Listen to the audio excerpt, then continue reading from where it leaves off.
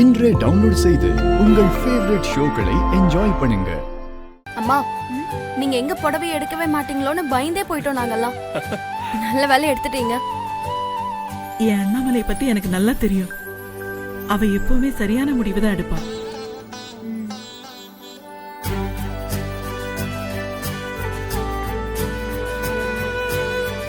வான்மதி பண்ண தப்புக்கு வெண்ணிலா என்ன பண்ணுவா?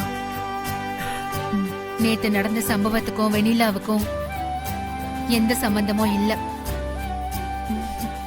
வெண்ணிலா நல்லவ, அவளை ஏன் கஷ்டப்படுத்தணும்?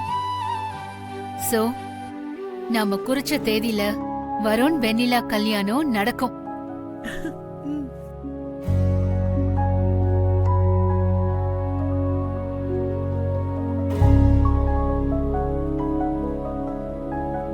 நம்மள முதல்ல அந்த விஷயத்த சம்பந்திகிட்ட ஃபோன் பண்ணி சொல்லு. பாவம், அவங்க என்ன எது நினைச்சு பயந்துட்டு இருப்பாங்க.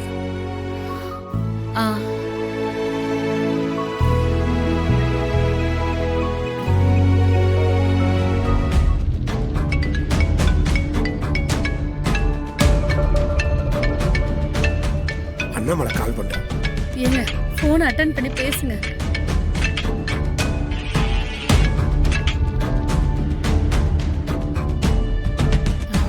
என்னன்னு நேத்து நடந்தது நினைச்சு போன் எடுக்க தயங்குறீங்களா?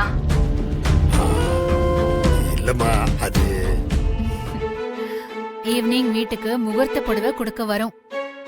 அத சொல்றதுக்கு தான் கால் பண்ண. ஆமாண்ண, குடும்பத்துல சின்ன சின்ன குழப்பம்லாம் வர்றது இயல்புதான். எனக்கு வான்மதி மேலதான் கோபம். உங்க மேலயும் வெண்ணிலா மேலயும் எந்த கோபமும் எனக்கு இல்ல. என்ன நடந்தாலும் வெண்ணிலா தான் என் மருமக. நாங்க ஈவினிங் வீட்டுக்கு வரோம்.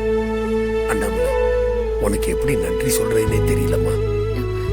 என்னன்னு நீங்க நன்றி எல்லாம் சொல்லிக்கிட்டு, நீங்க சந்தோஷமா ஆக வேண்டிய வேலைகளை பாருங்க. சரிம்மா, வச்சிடுறேன். ஏங்க அண்ணாமலை என்ன சொன்னாங்க? அண்ணாமலை சாயந்தரம் முகூர்த்த புடவை எடுத்துட்டு வீட்டுக்கு வராங்களாம். கடவுளே,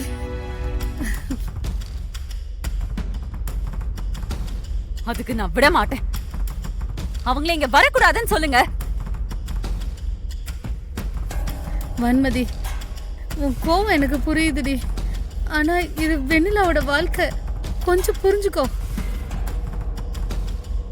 அந்த அம்மா வான்மதிய அம்மா முறைச்சிக்கின்னு போச்சு, அதெல்லாம் உனக்கு பெருசா தெரியல.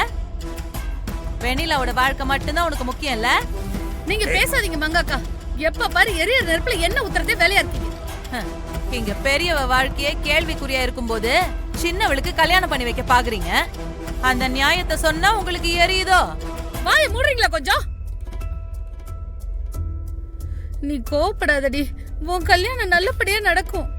அவங்க இங்க வரக்கூடாது. வான்மதி, மீறி வந்தா நான் எல்லாரையும் அசிங்கப்படுத்திடுவேன். வான்மதி, வான்மதி, ஏய்